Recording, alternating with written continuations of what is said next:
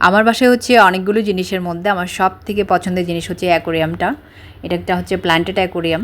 তো এটার দিকে দেখলে আমার যদি মন খারাপ থাকে তাহলে মন ভালো হয়ে যায়, আর মন ভালো থাকলে মনটা আরও বেশি ভালো হয়ে যায়। তবে মাছগুলো একটু দুষ্ট হয়েছে, কারণ হচ্ছে এটা প্ল্যান্টেড অ্যাকোরিয়াম, অনেকগুলো গাছই এখানে ছিল, কিন্তু মাছগুলো আনার পর থেকে ও কী হয়, ওরা মাছ গাছগুলোর পাতাগুলো খেয়ে খেয়ে গাছগুলোর অবস্থা খারাপ করে দিয়েছে।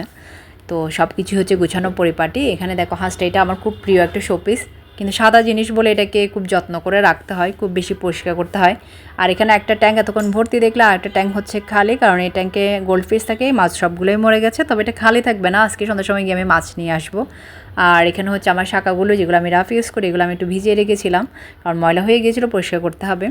আর হচ্ছে আমার বাসায় সব জায়গায় দেখতে পাবে বিভিন্ন ধরনের ডলে পরিপূর্ণ, সব জায়গায় ডল রয়েছে, কারণ ডল হচ্ছে আমার মেয়ের ভীষণ পছন্দ, আমার নিজেরও ভীষণ পছন্দ, তাই সব জায়গায় ডলে ভর্তি, ডলগুলো সাজানো থাকে সব সময়।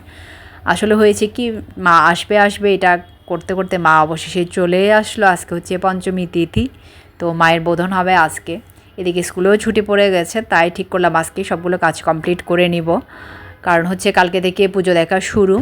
তো আজকে 3:30 পর্যন্ত কাজ করে আমি সব কাজ একদম গুছিয়ে নিয়েছি, কারণ মারা কী চাই বলো তো, মারা সবসময় চায় তার সন্তানরা একটু গুছিয়ে পরিপাটি করে থাকবে।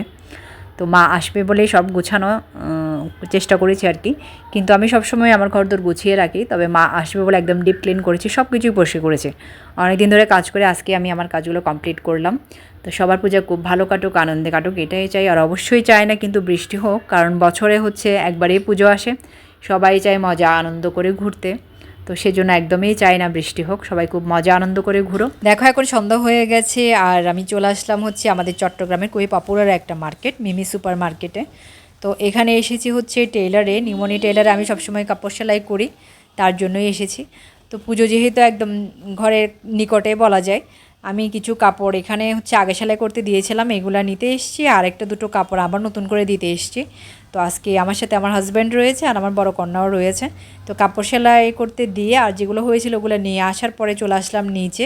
ওখানে হচ্ছে আমাদের মিমির ফুচকাগুলো খুবই টেস্টি হয়, আর আমার বড় কন্যার খুব পছন্দ ফুচকা, তাই হচ্ছে আমরা সবাই চলে আসলাম একটু ফুচকা খেতে। এখন একটু ফুচকা খেয়ে নিচ্ছি, ফুচকাগুলো কিন্তু দারুণ টেস্টি ছিল, একদম মুড়মুড়ে একটা ফুচকা ছিল, আর হচ্ছে ভীষণ রকম ঝাল ছিল, কারণ আমার বড় কন্যা ঝাল খেতে পছন্দ করে, তবে আমি খুব একটা ঝাল খাই না।